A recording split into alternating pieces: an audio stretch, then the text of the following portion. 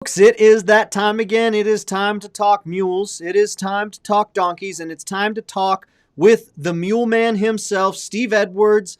Steve, how is August 26th, 2020 treating you so far? Hot and smoky. Yep. Well, I Hot and understand what the smoky. hot is. What's the smoky? You have to tell me about that. Well, the Smoky, the Superstition Wilderness, which is north of me, which is that way, north of me about roughly 20 miles, we fought this sawtooth fire just about 3 months ago. And that was above the Peralta trailhead. And we fought that fire there for almost 10 days. And what we were doing was the helicopters would come in and take water out of our pumpkins, and then we'd refill and they would go out. And anyway, we did that. Well, now that fire was off to the east of Peralta. This new fire, which was lightning struck, is going to the west. And at first they were leaving it alone. Well, the problem is of course the smoke and stuff. So it's really made a mess of our atmosphere. Plus the garbage from California, which I'm not going to go into all the garbage that we have in California. But anyway, all the smoke that we're getting. So it's kind of tough. But other than that, it was only 116 yesterday. So guess what? Susan and I and Jess have been indoors quite a bit. Yeah, that's right. Now, so for folks who don't know, Steve here, not only is he a certified broken bones to prove it mule and donkey clinician, lifetime cowboy, he is also a volunteer firefighter. And so from time to time, we get a report on what's happening in the world as it relates to firefighting. And Steve volunteers for the Queen Valley Fire Department. And Captain shows up here just about every week to say hello. He says, "Hello there, Chaplain Steve," and we say, "Hello, Captain." So yeah. Well, let's talk a little bit about mules and donkeys here. We've got Yeah. Rebecca watching from very hot North Carolina. I'm trying to get our YouTube going. I'm thinking we may be having some problems getting YouTube going so far. So I'll be working on that. Steve, rather than going through and welcoming everybody, let's go ahead and get into a question. I'll make sure that we're going up on YouTube while you're answering that, All and we'll right. call it good. So this question we got right here, this one's about feed, and this is from Nathan. He says, "I've read that mules do not necessarily need as much feed as horses. Do you stick with the 1.5 to 2% of body weight standard for Lake and Light, or something different for your mules? Thank you." What I do is I go by what I'm doing with the mule. If he's just standing in the corral eating and dropping road apples, I'm going to feed one way. And every mule is going to have a little bit different nutritional need. Some are already way too fat, and so you need to feed them accordingly there. If some of them are, if they're here at the ranch and they're working, then I'm going to feed them according to that. That's the great thing about the feed is I can feed them according to if they're standing or if they're working. If I know, and by the way, I only feed once a day. That's all. Okay. And so I give them all their nutrition that they need that day. So if Mr. Pete Mule needs 15 pounds a day because he's in training and he's going at it for the next 5 days pretty heavy, well, then I'm going to feed him that 15 pounds per day. And he probably weighs around between 8 and 900 pounds.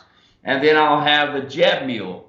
Now, the Jeb Mule, he'll be upwards about 16 hands high or a little bit better, be in the 1,200 pound range. And Jeb Mule is pulling wagons and is working probably 4 or 5 hours a day, and that's pulling wagons is pretty tough. Now, the Pete Mule is in for saddle work, so we'll be saddling him and riding him, and he'll be standing at a hot walker. He'll walk behind the wagon. In other words, he'll have something to do 3 to 5 hours a day. So if they've got something to do, they're not standing around. I'm going to increase their feed to help their metabolism. Okay, now here's what we have to do. When we are working our mules, we can't just feed them the Lake and Light or the Timothy hay or the orchard hay and this sort of thing. We can't just feed them just that. They need some carbohydrates. Now I know you all know about my carbohydrates. They need grain. So what I do is I'm going to feed them whole oats. Whole oats. That gives them energy. That helps their top line. That's really important. I've been seeing a lot of mules with some pretty sorry top lines here recently, and a lot of it has to do because folks don't understand nutrition. I had some folks send me the one the other day, and he had such a belly on him, his top line was dropping. It was horrible. So, in other words, if I sum it all up, I'm going to feed according to their use. If they're standing, I'm going to feed that way. If I am going to Saturday morning saddle up and ride 6 hours, I'm going to throw a morale on their head, a feed bag, and I'm going to give them all the whole oats they can eat during my saddling time. Once my saddling time is done, they're saddled up and I put my bridle on. No more eating. No more eating on the trail. Nothing. They get the feed that I get them and away I go. Awesome. Great question. Great answer. Thanks, Steve. I appreciate that. And while you were doing that, I was able to make sure that, yes, we are doing good. So all of our folks on YouTube, we are glad that you're here. All of our friends on Facebook, we're glad that you're here too. Let's go through and just say hello to everyone who's watching. Ben is watching from Prince George, British Columbia. So right off the bat, we've gone international. We've got Kiki from Southern Oregon. Hazy from California fires, 81 degrees. Stay cool and safe. Amen. Kathy is watching from Oklahoma back there over on Facebook. We've got Ross watching, 89 in Emmett, Idaho. See, y'all already get this. I didn't even say hello, what the weather's like, and where you're watching from. Y'all just know how to do it, and y'all do it real well. So I'm glad about that. D is watching Camp Verde. Rode early this morning, so it was pretty good. Love hearing that. Eileen says, hello, everyone.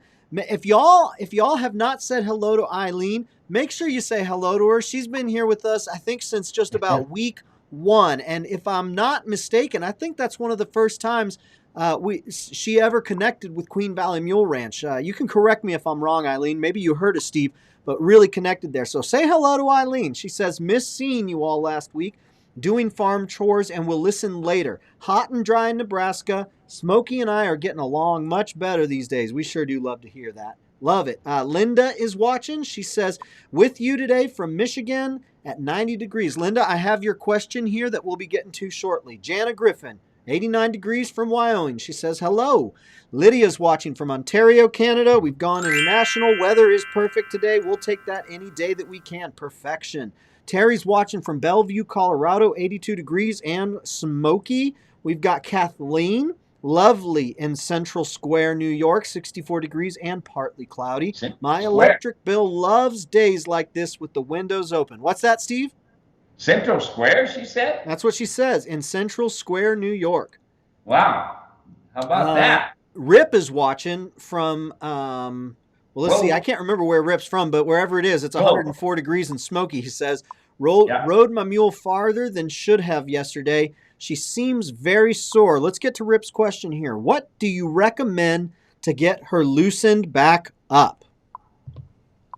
Okay, sore where? Are we talking sore in the feet, sore in the legs, sore in the back?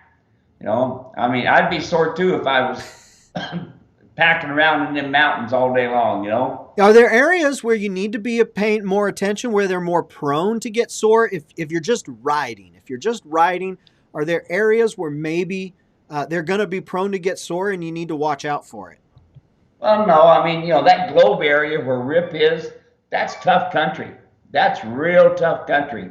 Brushy, haired over, straight up, straight down in places, you know. And here's the general rule of thumb that I like to follow, and we use the same thing when at Yosemite and the ranches that I've been on, this sort of thing. Anyway, We basically ride our mules one day, we give them 2 days off, and then we go back and ride them again.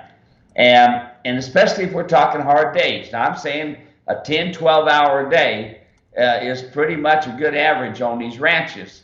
I'm going to be down at the Andrada Ranch next Monday, Yeah. and we're going to be moving cows for 2 days. And it's going to be tough, but I got several mules to ride, so we'll get her done. Yeah, that's right. That's very good. Let's see here. Kimberly is watching from Gilbert, my stomping ground. She says, flippin' hot, and I will concur with that. Yeah. Kiki and Kathy both say hello, Eileen. So you got some friends there. Appreciate them sharing the love. Back over on Facebook, Alicia's watching. She says, it is hot in Colorado today. She asks, what time of the day do you like to feed? Do you do it first thing before you start working? Good question. Steve, what do you say? I feed one time at night only. Now, here's what I don't want to do. Get up at 1 or 2 o'clock in the morning to feed the mule. Now remember this. Remember this. When they're feeding, their digestive system is digesting the food as it's being ground and stuff. And so you want to be, when you're done with them, when they're done with the meal, they're done. And they're not going to want to leave in the morning when they still got feed in that feed bin. So what I do is I feed all they need that evening. They got their water, they got their feed, everything. And then the next morning, they're ready to go to work. Next morning, they're waiting for me at the gate. They've ate their food, they've ate their water, they're relaxed, and they're ready to go to work. It's amazing. You'll see how they'll be at the gate waiting for you, especially when you start getting them into a system. Now, my 2 Shire mules at the gate every morning, swinging back and forth. Come on, let's go. I want to go to work. Let's go. Let's go. Hook me into the wagon. I'm ready to go. Ready to go. That's what she would do. Stacy, she would go over in the corner and go, I don't really want to work today. But Stacy, she would always get the job done, And then the new mules that are ready for training, they're at the gate too. They're ready to go. Just give me a job. I'm in a 10 by 20 stall, and I want something to do. I want to be out of here, okay? And so that's what I do. I feed everything that night, and the next morning, if I give them anything at all in the morning, it'll be I put a romal on their head and let them eat whatever grain that they need. And by the time I get them tacked up with harness or with saddles, then once they ate what they ate, as far as the feed goes, as far as whole oats, not rolled oats, not crimped oats, whole oats, whatever they eat, then by the time I get the harness on or the saddles on, they're done. So I don't feed in the morning, and I hope you see that whole picture of what I do there. Now, one thing to note for folks who have maybe not heard you talk about feed before, a lot of time folks will they hear a 10 by 20 stall and they say, well, I got pasture, and I just let them out to pasture. They get everything that they need. You're going to hear us talk that we don't believe in keeping and letting mules be out to pasture. There's all sorts of reasons why, but one of them Steve was alluding to, and that is the fact that when they're out at pasture, you may notice that you have a hard time catching them. As a matter of fact, the question is, how do I catch my mule when they're out at pasture? Well, the reason why you have a hard time catching them is because they don't need to be caught. They don't need you for anything. They're just as happy as a pig in slop out there with all of that feed and everything that they want. And so when you keep them in a 10 by 20, they become 100% dependent upon you, and that puts you in the position of herd leader. That puts you in the position of the person who they are depending upon and counting on for food, for water, for their whole sustenance. So that's one reason why Steve talks about feeding them all at once in one place. It's because they're not going out to pasture. They're not being let out there. Steve, anything else you'd add there for folks who maybe haven't heard you talk about that? Yeah, nutrition is probably one of the biggest problems our equine have. It is. They're having their teeth done, having their being wormed is all part of it. But nutrition wise, I haven't fed hay in 20 years. I just strictly feed the pellet. The pellet's got everything that they need in it. I realize that you can't get the pellet anywhere but in Arizona, parts of California, Colorado, New Mexico. Yeah. I do know some guys that actually truck the feed from Arizona, pick it up, and they take it to different places where they've got ranches and stuff. And I know they do that. But nutrition, folks, it's your most important thing that you got to be considered. That's why I don't put them in a pasture. You know. So I got another question here, and it has to do with feed. This one is from Lamar. He says, "Hi, Steve. It has been a great pleasure listening in on Wednesday Clinic." So Lamar, if you're watching right now, we're glad to have you here. Lots of great info. I started riding mules in 1994. I learned a lot about them, but listening to you, I don't know as much. I had 4 mules, and now I'm down to 3. I sold a big mammoth, have 3 standards, live in Price, Utah. I'm 66 years young, welder by profession. Thanks for the fan badge. Here is the question. How do I grow my own hay? Is that not good for my mules? Lamar. So what would you say there? Growing your own hay, and then is that going to be good for your mules? You know, Lamar, growing your own hay, if you got the pasture and this sort of thing, and you can grow your own stuff, it is quite a bit of expense because, when you're growing your own hay, that means you got to have your own tractor, your own implements, and the ability to be able to do it, and also irrigation, having water. So, if you only have 4 head, 5 head, that's not enough to you got a big investment just in tractors alone. I would just simply buy the hay and call it good. But here's the thing, Lamar, is I would buy enough feed for a whole year.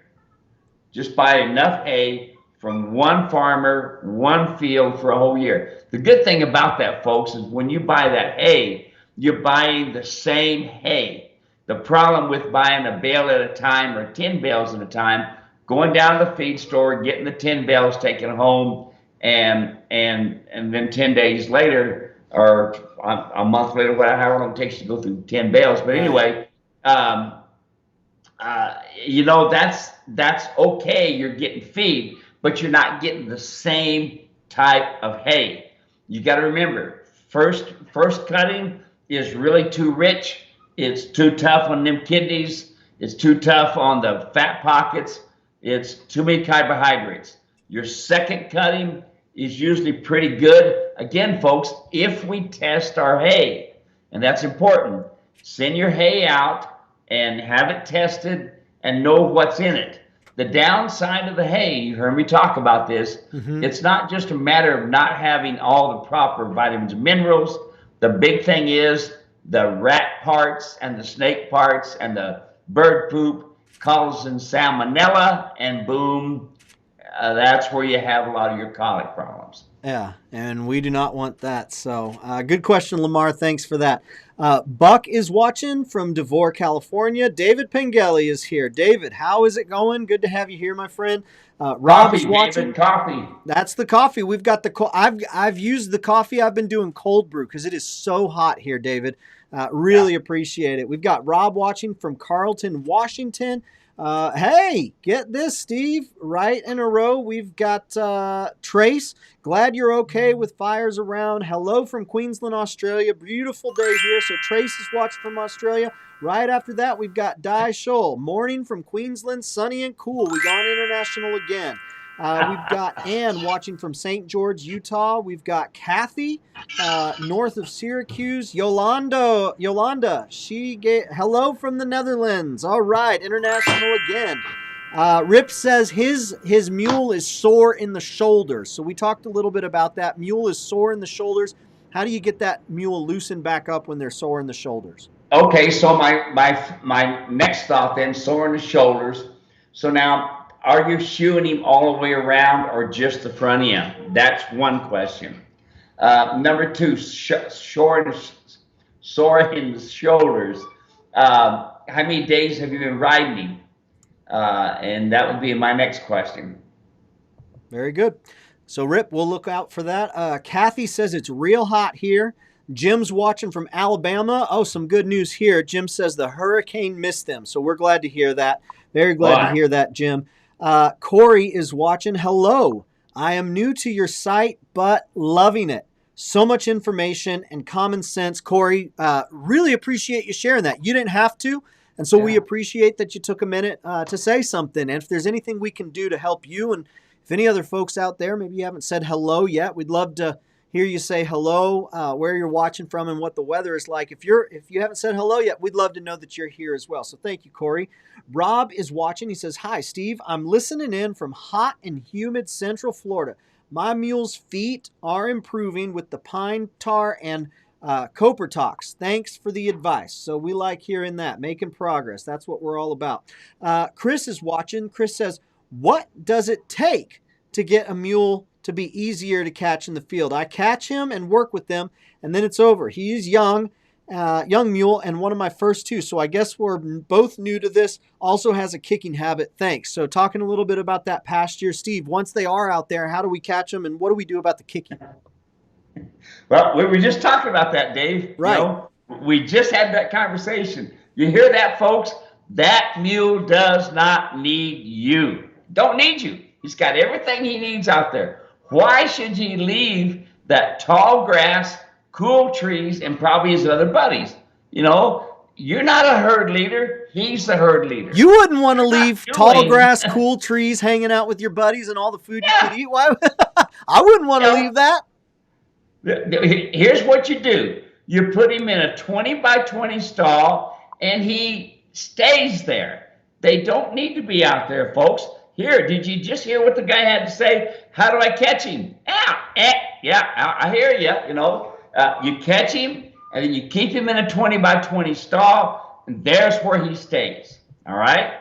There is where he stays. Now, do I have some tricks for catching them in a field? Yes, but it's not important. What's important is put them in a small stall, especially if you just got the mule.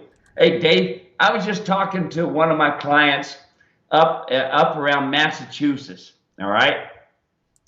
He bought a mule down in New Mexico, had it shipped. Guess what?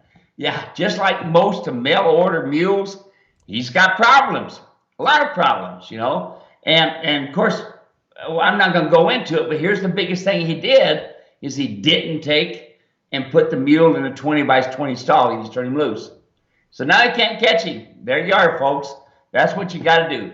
Keep them in a 20 by 20 stall, feed them, water them, take care of them. That's what they need to be.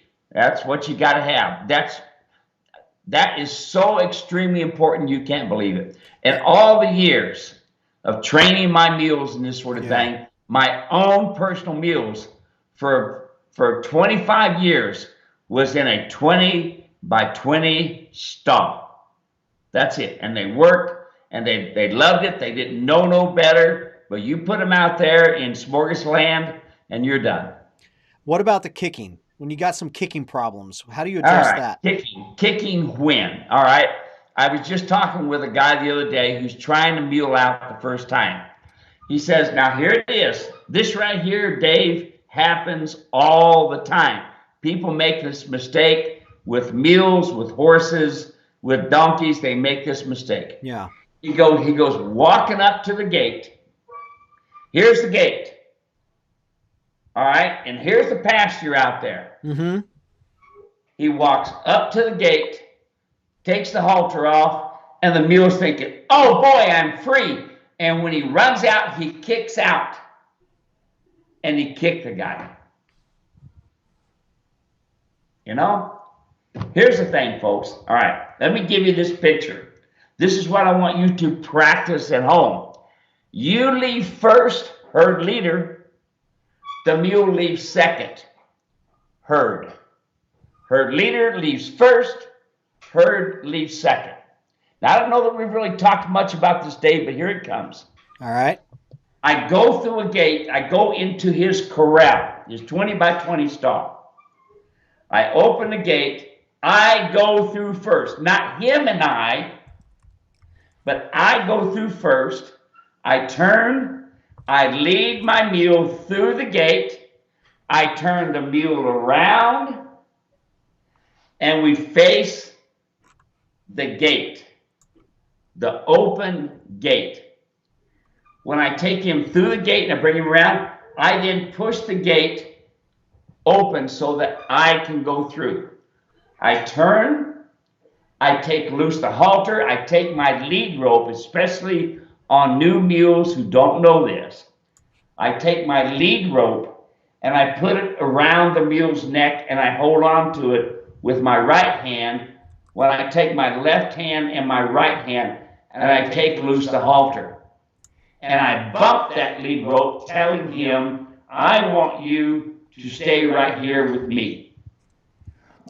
He feels that pressure, that being uncomfortable on the right-hand side, and he wants to go that way, but he's feeling that bump, bump, bump. I take the halter off, nice and slow and easy. I hold on to it. I start walking out. I leave first, and then I let that lead rope go off his neck, and I close the gate. That's what you do. You leave first, they leave second. They should learn to stand right there and watch you leave. That's what they should do. But here's what happens so many times. I've seen it so many ranches and stuff. Guys pull off the halters and they shoo the animals off. Don't do that. When you take your mule, you are the herd leader. This is what's expected of you. You do not leave me. I leave you first. You don't leave me first. So, got that picture? What he did, he walked up to the gate, took his halter off. The mule goes, oh boy, jumps out and whack, spins and kicks him. The mule didn't mean to kick him. Mm-hmm. He just was thinking, oh boy, I'm going to go have fun. Don't do that, folks. Listen, every move is a picture. Everything you do, each step you do, they see those steps. They know this is what is expected of me, period. And folks, if you don't do that, you're going to lose, all right? Let me give you an example. Get in your car, sit down. Now, I know some cars start with voice, but you say, okay, car start. And it ain't going to start. Okay, car, go into gear. It ain't going to go into gear. You've got to start it. You've got to put it into gear. This mule does not do what he wants to do. Don't do that. You take and every step is exactly as you want it. You don't leave step A just to hurry up and get to step Z. All right? You show him these are the steps. And folks, right here's the perfect thing.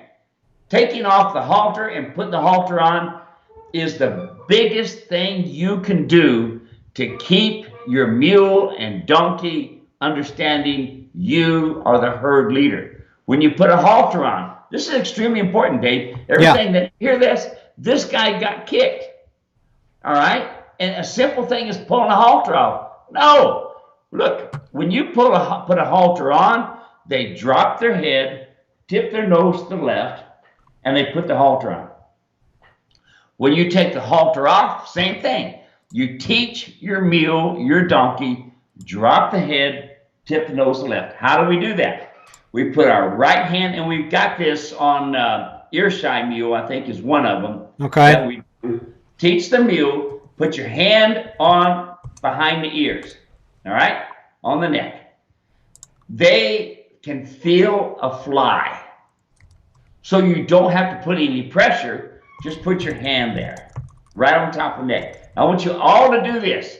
Give this a try. This is more important than writing because you are dictating the day. This is going to be the way it is. I want you to do it like this. So my right hand on the neck. They feel that pressure. My left hand on the nose. Then they're saying, how can I get you to let go of me? They move on all around. Finally, they drop their head, tip the nose to the left. I let go, put my hands back on. And I do it again. Take my hands off, put my hands back on. I think it's also on a video that we did at the ranch there. Why does my mule do that video? Was Mm-hmm. it? Okay. I think it's in there as well. But folks, listen, your mule should be able to stand right there and not move when you take the halter and off and on. Extremely important. That halter teaches them, I am the herd leader. That come along hitch teaches them, I am the herd leader. It's easy for them to move their feet. They're an equine. You have to teach them, your feet don't move until I say it's okay. Folks, that's important. That's extremely important. Yeah, that's pretty much a summary of just about everything. I would say 60, 70% of what we talk about, because a lot of that comes back to ground foundation training. Those are the tools you use. Those are the techniques that you, or the principles that you try to teach. So, yeah, excellent to always hear that. And quite frankly, one thing you said, you don't need to be in the saddle. It needs to be said here, just in case folks haven't heard it. If you can't control your animal on the ground, uh, you don't have you should not have an expectation to be able to control your animal from in the saddle. And I've got, news for you I'm not a mule man. I just watch them and I see them. It's a whole lot more dangerous to have an out of control animal, and you are on top of their backs versus an out of control animal and you can you can run away, right? So no, that's good stuff. Let's keep going here. We've got Lisa in Baltimore says nice, no humidity. Josh is watching 86 with a little bit of rain here in Center Ridge, Arkansas. Thank you guys for all of the info you put out. I've ordered the videos and tack. Absolutely great quality products as advertised. The videos have given me a Wow. lot of confidence and insight. Man, I love hearing that. I'm taking a screenshot of that. I need that right there in my life, Josh. Thank you so much. I appreciate that. Let's keep looking here. Kathleen, she said Center Square. It is north of Syracuse. Center Square, New York. So there you go. Okay. Let's see. Len says, howdy, Steve. Len in Cheney, Washington. Miss seeing you in person. I miss seeing Steve in person too. This COVID-19's got us all crazy. We hope that comes is not a factor here in the future. Would love to see more people in person. Unless you have donkeys. They've all come running from pasture when I call their name. So Len has got some donkeys and they know her voice and they know their name. So that's good to hear. Josh says, if you don't put them out to pasture and keep them in a stall, could I keep them in a round pen? If so, how much room? What size of round pen, or do I need to set up something special? Would you advise any of that at all? Round pen is work. It is not home. So you have your separate 20 by 20 stall and you have your round pen for work. Now, let's go back, and this is awesome. This is advanced mule and donkey stuff. Notice this lady said she just calls and the donkeys come running. Awesome. Well, can you get to that point? Yes. Can you have your mules get to that point? Yes. Okay. Prime example. Let me just tell you, once you get to where you've got an animal trained, I'm at Bishop. I'm at the World Championships. It is crazy down in that arena. People are going everywhere. Mules and horses are going everywhere. 10,000 people up in the audience yelling and screaming. And I walk out there and I see my gray mare and my mules around her. I step toward her, get her attention, put my right hand up. She turns, comes right to me. Listen to that.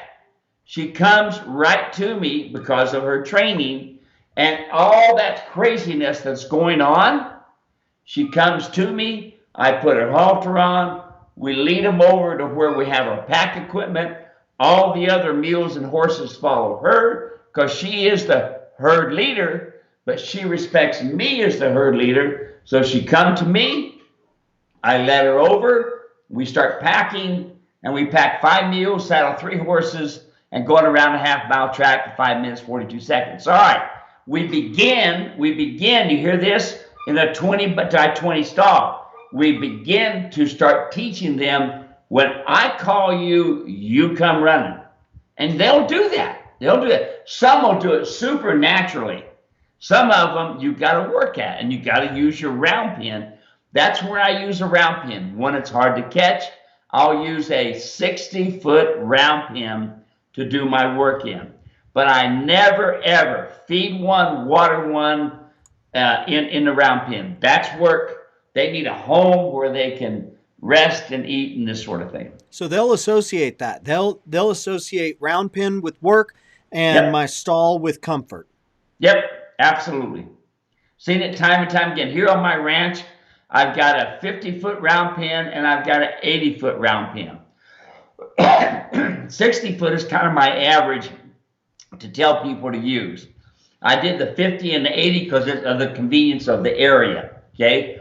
And then they have over on the other side, and you all can see this on pictures of my website, the pictures of the corrals and things like this. And then I've got 20 stalls that are 10 by 20. Each mule has its own stall. They do. And then I've got one area that has 2 hot walkers on it. And they got something to do. They don't stand in the corral all day long, folks. Even my own mules, I would take them out, put them on a hot walker when I was training clients' mules, and this sort of thing. The 20 by 20 stall is the way to go. Personally, for me, I wouldn't use a pasture for nobody. I wouldn't. Yeah, it's cheap feed, but I cannot watch the nutrition and water intake and this sort of thing in my mules every day. Yep, very good. All right, let's keep moving along here. Appreciate y'all for those questions. Doula's watching from New Mexico. Linda is here. Hello from Linda the mule servant and Theo the sweet one-eyed mule who got his teeth floated and his sheath cleaned today in steamy rural central Ohio. Very good. Glad to hear that, Linda. Taking care of Theo. He sure does have the nice life. I think that's pretty good, all right. Jack is watching, 75 and cloudy in Johannesburg, Michigan today, and had heavy rain here this morning. Good grief. Send it out our way. We need the rain. It keeps teasing us, and we keep getting all excited, and then all of a sudden we get a big letdown because nothing happens. I think my boy, Isaac, he's 6 years old. He goes out this morning, and it's overcast. He's out there playing, shooting the basketball, and he stops. I think I felt a raindrop. Ooh. I said, really? He goes, yeah, I think I felt a raindrop. Nothing. I don't know if he just sweat, if he felt a raindrop, and that's all that we were getting. Anyway, send that rain down here. We need it. Laura is watching from Nashville, Tennessee. Got a lot of family out there in Nashville and Franklin and Brentwood. We've got James watching from Missouri. We've got Linda watching from McLeod, Oklahoma. We've got Carolyn and Mule Sugar Moon, Southern Iowa, stopping by to say hi. Carolyn, we're glad that you're here. Thank you for stopping by. Wayne is watching from Alabama. Nice hanging with y'all. What is the best way to get my mule to use my dogs? I got him to coon hunt off, but he's not liking the hounds. What would you say there? Well, it's tough. One of my clients today told me that this mule kept telling this dog to stay away, and it was a German Shepherd. And finally, the mule had enough of him and kicked him, and then the dog learned where to be. When you're working with hounds, like for instance, we do a lot of lion hunting, this sort of thing. We have to keep the lions at bay, so to speak, so they don't eat our calves, the mountain lions. So we do go out with a lot of dogs. It's important that you understand that the mule, while he's thinking about it, is when you fix something, when he's thinking about it. So my mule is going along. His ears are flopping. He's going along. All of a sudden, the mule kind of takes his right ear and points toward the dog. As soon as his ear points toward that dog, I hit him with both spurs, boom, boom, and I hit him with both reins, boom, boom. In other words, don't pay attention to that dog. Pay attention to going straight ahead. I made that dog uncomfortable by giving him right, left, and with my legs, right, left. Yeah. Okay? but I did it now, Dave, while he's thinking about it. Yeah. If he's already kicked him, it's too late. You can't do a thing about it. Okay? But you are the rider. You are the herd leader. You are the ones that say, don't pay attention to the dog. I don't want your dog real close. Now, last year, remember, Dave, I got busted up pretty bad. my puppy went running by me, and when he went running by me, the mule that I was riding, which was, had seen hundreds of dogs, worked cattle all the time, a solid 24-year-old mule. And the dog kind of come out of the brush all of a sudden, took the mule off guard, and the mule all of a sudden saw that and jumped. Well, when he did, he jumped up in the air and he kicked at the same time toward my dog. Fortunately, he missed, but he didn't make me feel too good because I was black and blue where you don't want to know for a long time. And I actually had to go home because I was way too sore, for probably about 3 months altogether. But anyway, it's up to you to be the rider, and it's up to you that when that dog is near, and you know that dog is near, so does the mule, because you got to remember, that mule can see his hind feet with ease. So if that mule kicks that dog, he knows exactly where he kicked him. If he kicked that dog, it's your fault because you didn't get after that mule. Now I'm going to say that I've had plenty of dogs kicked. I didn't catch them all. I was busy working a cow or something like that, and I didn't catch it out the corner of my eye, and that dog got kicked. Now, so far, I haven't lost any dogs from it, all right? But there's a good possibility of one getting busted up bad enough that he's crippled or could even die. So I put 2 videos in the comment section. Both of those are on timing. So if you're listening to Steve talking about timing while he's doing it, it really is something that once you see it, you're like, okay, I think I understand it. And then you see it again, you're like, okay, that makes sense. And then eventually when you get to it, it makes sense. It's one of these deals where you literally can see the mule start to think about it. And so the way I noticed it when it really started to make sense to me was when Steve was trying to teach straightness with a mule, and he had this young teenage girl that the mule would keep wanting to bump into her. And so he would keep swinging his nose to try to bump into her. And Steve was teaching her timing. And so she had great timing too. So what would happen is after Steve demonstrated, she would stand, the mule would be right here. And as soon as she saw that mule, just the slightest movement, she would yank on that come along rope and he'd straighten back up. Yeah. There you go. Like that, right? Yep. Yeah. Exactly. And see, that's why, Dave, I keep pushing the groundwork. Pardon me. It helps your timing. You be able to bump the rope just right. I had a guy call me the other day. He says, Steve, I can do it really well on a mule, but I can't do it on a horse. So I asked him how much length he had. He said sometimes 4 to 6 feet on the lead rope. And I said, all right, now change your timing a little bit. Because the rope kept going up his nose. And I said, well, you're probably bumping him too hard. Try rolling your wrist and not moving your shoulder. So that's what this does, Dave. This groundwork teaches and gets your timing into place. Yeah, and it's the foundation for everything else. And I mean, folks, don't take my word for it. Don't take Steve's word for it. There are people watching right now. We've got almost 60 people watching live right now. Folks in the comment section will tell you groundwork is essential. Groundwork is the foundation. They will tell you that they get the results after they've put in the time with groundwork. Well, this is good. Let's keep cruising along here because we've got about 15 minutes left and we've got a lot to get through. Lamar chimes back in. He says, Steve, if I decide to feed hay, how many pounds a day would you say? I have all my farm equipment, so I have to feed hay. Do I give them half a gallon sweet pellets a day? What are your thoughts? I don't feed any sweet feed at all. And the hay, again, folks, you have to know what's in your hay. So you're going to take and bale up your hay. I usually take a piece of steel and put a handle on it, and then it's a steel pipe, and then with a sharp point on it, and I shove it into the hay, and I take it out, and then I take it into some colleges or some livestock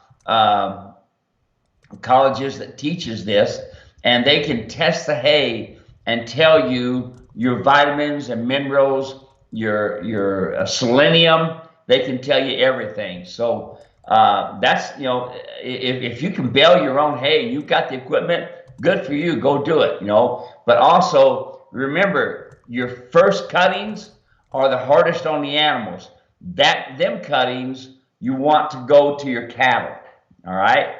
The second cutting is a little bit better for your equine.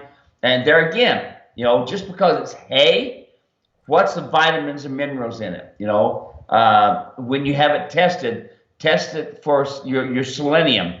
When you have it tested, test and see how much bad things you have in there as well. You want to know how much animal parts or how many poop or whatever, so that you know how clean the hay is. So, but going back to the feeding is going to depend on your hay. What kind of quality is it? What's in it, vitamins, minerals? So I would probably feed a 4-inch flake of hay, and then, in the evening, and then watch. How fast does he eat the hay? How fast does it disappear? How much energy does he have the next day? You see, folks, here's the thing. We tend to just throw a flake in the morning, a flake at night, and that's supposed to do the mule. Well, not really. How do you know how much vitamins and minerals is in that flake? So have it tested, get an idea what your hay's like, and then away you go. Awesome. We've got Richard watching from East Texas, waiting on the big rain, hoping for some big rain here too, Richard. Yeah. Mark Miller is watching from Pennington Gap, Virginia. Good to have you here again, Mark. Always great to hear from you. David in Sterling, New England, hot and humid. What are your thoughts on a hackamore for donkeys and mules? We talk about this a lot. Hackamore is kind of at the very end if you've got really good control, isn't it, Steve? What would you say? Yeah, and then also, are we talking about a mechanical hackamore, or are we talking about a Bozal hackamore, a noseband? So is it a hackamore great, mechanical hackamore? Absolutely. I use mechanical hackamores all the time. Designed one, Rainsman makes it for me. I always start all of my mules, my groundwork first. Then I go into my mule rider's martingale, and then after the mule rider's martingale, go into my trail rider. And once my mule is soft, where I can ride 80% off my legs, I can barely use that bit, and the mule responds. The donkey goes, "Oh boy, let's do it." Then I can start thinking about a hackamore, mechanical hackamore. Here's the downside of the mechanical hackamore. There are several different type of nose bands. Braided nose bands, rubber nose bands, flat nose bands. There are a lot of different ones. And then the shanks are different as well. So here's the thing. Mules and donkeys care more about their nose than they do their mouth. They're extremely sensitive. And here's the problem. Did you hear me say you're going to ride 80% on your legs, 20% on your hands? Because of this. If you are riding two-handed to tell your donkey or your mule to go to the right or left, you're pulling too much. You're going to start irritating your mule and donkey. They're going to be really unhappy with you, all right? And you're going to have a sore-nosed mule or donkey. They're very sensitive about their nose. Do I love a hackamore? Oh, yes. Do I use Bozels? Yes. Do I use mechanical hackamores? Yes. If I've got a really nice mule, by the way, my granddaughter's got a really nice mule, and she's going to be in the Ozark mule and donkey thing, but we'll talk about that later at the end. Anyway, going on. When I've got a really nice mule that's really sensitive, light on their feet, pays attention, a mechanical hackamore is awesome. But I do not use it every single day. Just like a snaffle bit. I don't use it every single day. I don't mind refreshing my mule by using a mechanical hackamore. So there you are. Now, here's the other, last thing. One of the downsides, folks, of all of our equine equipment is it is being made in other countries. And so the mechanisms, how they work, all the time, Dave, I have people say to me, I've got a bit that looks like yours. It may look like mine, Right. but there are all kinds of little subtle Right. differences that make a difference to the mule and donkey. All right? How that port is laying in the mouth is really important. The shank, how it is. Folks, it's a difference between a Mercedes and a Pinto. Pinto. There you go. I haven't heard that word in a long time. But look, it's amazing the difference watching an animal when you put the right bit in their mouth. And let's go on. Just because you got a bridle doesn't mean it's going to work correctly with that mouth. I had a lady call me the other day. She bought this bridle from this mule company that says this is made for mules. Well, okay, we understand that, but is it set up for the snaffle bit, for the finish bit, for the shank bit? How is that bridle set up, folks? It's really, really important that the bridle balances the bit. Yeah, there. In my mind, it's a little bit like gasoline. And you can go and there's diesel fuel and then there's gasoline. And, well, I mean, isn't it all the same? Doesn't it just come from the same place? Well, you go ahead and put some diesel fuel inside your gasoline-powered engine, and you see how good that's going to do. Well, it looks the same. It seems the same. It comes from the same place. It may as well work. No, there are differences, and those subtle differences you might not be able to see, but by golly, when you get in the driver's seat, you're going to feel those differences. And in the case of the mule, they're going to feel those differences. And one thing Steve talks about, and Steve, we'll have to keep going here because we got some more questions to get through. But one thing Steve talks about is you will ruin a mule's mouth with a wrong combination of bridle, bit, bridle reining, or bit and reining, and how you choose to rein, one hand or two. Keep watching these broadcasts because you will learn more and more and more these perfect combinations. As a matter of fact, you could just message Steve. He'll tell you the perfect combination for you. So let's keep cruising along here. We've got Kathleen says, Red Eagle says, hey, he's a bit tuckered out after being super homestead dad. And though he's not watching live, he's thinking of both of you. Appreciate that. Neil Campbell's watching. Hot and humid here in Peshtigo, Wisconsin. My mule won't come out of the barn. She is enjoying the fans too much. Don't blame her at all. Jana says, Steve, Ella can jump anything. I worry that if I keep her confined, she will simply jump and go. So that's a statement there. Anything you want to say about that? Well, I mean, sure, I've seen him jump flat-footed and jump something hot. A hot wire all the way around, an electric wire, really makes a major difference. They'll respect it and stay back. I've had mules that have been brought to me that jump out of corrals, and I've got certain things that I use to do it. But my favorite thing is just to go ahead and put a little hot shot wire around the top of it, and it'll be over with. Awesome. Travis has a question on Buddy Sour mules. Any thoughts? Steve, give me 30 seconds on Buddy Sour mules. Buddy Sour mule is normal for an equine. They want to be around other animals where they're comfortable. And being around you, being a predator, them being a prey animal, the Buddy Sour thing, you cannot change that. That is natural. What you can do is you can use your timing to tell them that when they get too close to an animal, they're going to be made uncomfortable. I've got several things that I do at my clinics and stuff, but here's the problem. It's up to you, the herd leader, to show them that their Buddy Sour work isn't going to work. That's good. Very good. I put a link to a Buddy Sour video where Steve talks more about this. Be sure to check that out. Grace is watching, says, love this show. Thanks for all the helpful info. Grace, thank you. Appreciate you saying something. David is Yeah. watching from Port Angeles, Washington. Weather is perfect and 70. We are jealous. Laurel is watching, and Greenview, California, 88 degrees and smoky from all the fires. Stay safe, Laurel.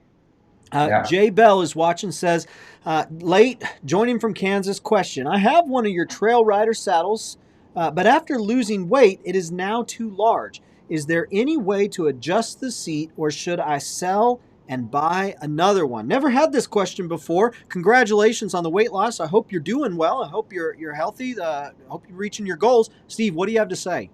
Well, he can get a set of bucking rolls that will attach to the front of the pommel.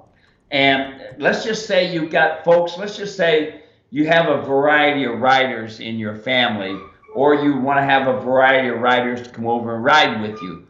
Well, you can take a 17-inch saddle, and you can put the set of bucking rolls on, 2 screws on each side of the pommel, and then you pull it tight in the center, and then you've gone from a 17-inch saddle to a 16-inch saddle. Now, that's one way to do it. That way you've got one saddle, you can actually make it into 2 saddles. So, or you can take a 16-inch saddle, put a set of bucking rolls on it, you end up with a 15-inch saddle.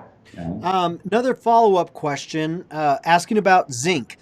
Should you use zinc as a supplement? Give me 30 seconds on that, Steve. Oh, yes, zinc. And there again, first, folks, before you decide on buying vitamins and minerals for your mules, get a hair follicle test, get a hair test so that you can get an idea of what vitamins and minerals that they need, or get a blood test. Get your veterinarians to tell you if you need more zinc. I can tell you that most mules do need more zinc, but how much? And the only way you're going to be able to do that is to get a hair test or a blood test to know what your mule or donkey is in need of. Very good. Linda asks this question, Steve, you often say that no horse will ever show you the kind of devotion and love you can get from your mule, that a mule will give his life for you if you just treat him decent. How does a mule behave when he loves you? How can I tell? I'm guessing it means they are eager to do things with you, to be near you without intruding on your space, and they're willing and trusting when they introduce new things. But tell me, what does that look like? Well, willingness, all right? Willingness to do something when you ask them to do something. All right, here's my granddaughter. She's on a young mule. She's doing the mule makeover, so she's only had this mule a short time. And this mule is willing to follow her nice and quiet and easy. This mule is willing to be in the saddle, and when she puts the legs on nice and quiet and easy, the mule is willing to do something without a lot of work. So that's folks, I've had some awful nice horses, and I love my horses. I've had some nice ones, but don't ever offer me a green mule or a broke horse. I'll always take the green mule just on his natural ability. So what does it look like? It's willing to do something without a whole lot of problems. There you go. Willing, disposition, love hearing that. Let's see. Steve, what is on your shirt? We have Kathleen wanting to know what we got there with that shirt. Well, I'll kind of stand up here a little bit with it here like this. You can see it's a ship with an octopus on it, All right. And the octopus, you remember the movie, what was that? With the pirates and everything. Pirates of the Caribbean? Pirates of the Caribbean.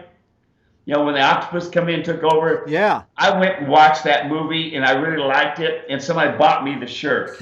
So it's just kind of unique. You can see the octopus here, and around there, and I've been working outside in the morning, and then I come in, take a shower, and took a nap, and then come out here for the show. And I thought, I'll just wear this show. But look, my favorite hat, though.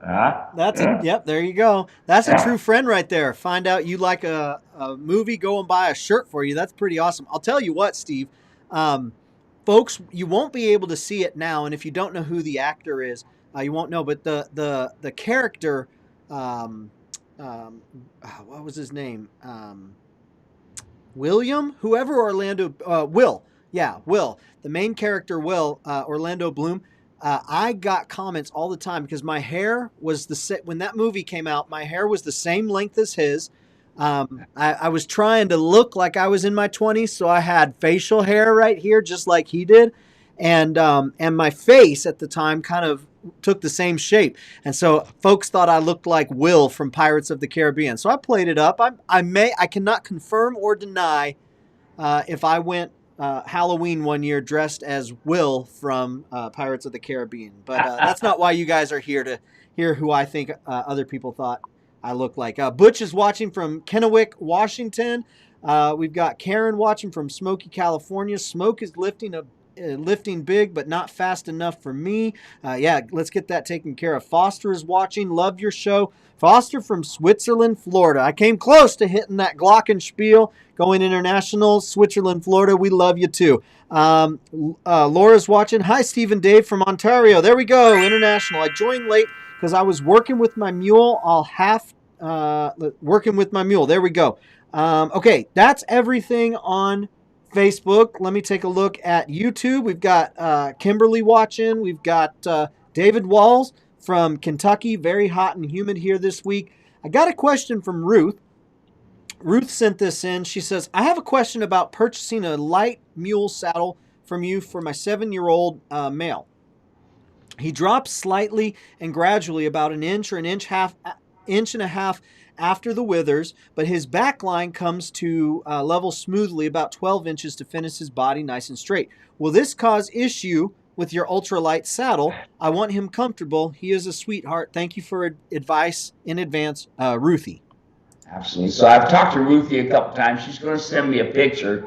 Folks, downhill hip has really, really been prevalent this past 5 years. I actually developed a pad because of one of my apprentices, Susan, because of her mule. She had a really nice mule, but he had a downhill hip. And so the hip was higher than the wither.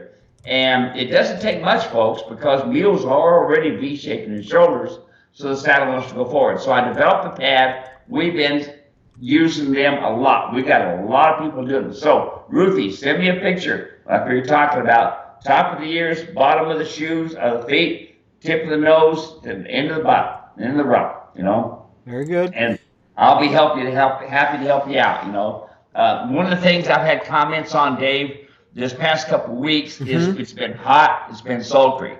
People are saying, I'm starting to see salt and pepper white hairs, okay? No big deal, folks. Don't worry about the salt and pepper sultry, you know, little white hairs here and there. No big deal. Only thing that means, it was a hot day, it scalded them up, and here's how we get away from it. We take some breaks every couple hours or so, lift up the back of the saddle, let some cool air go through, take a good break, and that will help. It's not 100% guaranteed. Now, when is white hairs a problem? When we see solid white hairs. Solid. What does that mean? Right in behind the scapula, horses and mules, that area moves around a lot. And when we tighten that front cinch and tighten it down, you are keeping that area restricted, and it's got to turn white hairs. So it's not the saddle's fault, it is your fault because you over tighten the front cinch. And I had a guy tell me the other day, he said, I got 2 mule saddles. I said, oh, good. Well, how do you know they're mule saddles? Well, it says mule on them. Okay, all right, let's give this a try. Look at the back of the saddle. He says, Steve, I know what you're going to say. It's sewed together. I said, yes, it is. I said, that's not going to work on your mule. I said, do you have 3 billets? He says, yes. I said, that's not a mule saddle, partner. No, we can call a pig until we eat him, you know, and then we can know if he's a pig or not, right? So, folks, there's a lot of things to consider when we are out here with our equine. And when it comes down to saddles, it's kind of like a good set of tires. You know, you get really good tires, you can really do well. But if you got sorry tires, you're not going to do so well. So anyway, what we got any more questions, Dave? Yeah, we got one more. This All one, right. Facebook didn't show it to me until I hit a refresh. This one's from Carrie Lynn, and this will be our last question today. Carrie Lynn asks, my mule goes crazy in a stall, tries to jump out, kicks, paces back and forth. She's usually outside most of the time, but I have had to go places where she is just stalled. Just wanting to know how to handle this. She's going to have to go crazy, folks. Look, we can't have these animals dictate to us that I don't like it here. Because if they don't like it in a stall, they may get you out there on the side of a mountain, decide they don't like it there either, and turn around and leave. All right? So, yes, they go crazy. Is there much you can do about it? No. They're choosing to do that. Okay? Now, if they're pawing, that's another thing. We can put chains on them for the pawing situation. But here's the biggest thing you can do. My favorite thing to do is if they're moving around and stuff inside a stall and they don't want to stand still, all right, I put a properly adjusted rope halter on them. I tie them to the side of the trailer, and every time they move, that halter bumps them and tells them to stay straight. What's the other thing I do? I put a rubber mat down. I pull the mat out of my trailer. I put the rubber mat down so that they can't paw on it, And then finally, if you decide this is one of my favorite things for in a stall, and they don't want to stand still, I'll put a surf single on them. I'll put the rope halter on them, and I'll let them learn to pay attention to that rope halter and respect it, and give them a job to do. Because here's what they do: they want to be out. Well, they need to learn to be in. It's no big deal. Okay, they'll get over it. They will.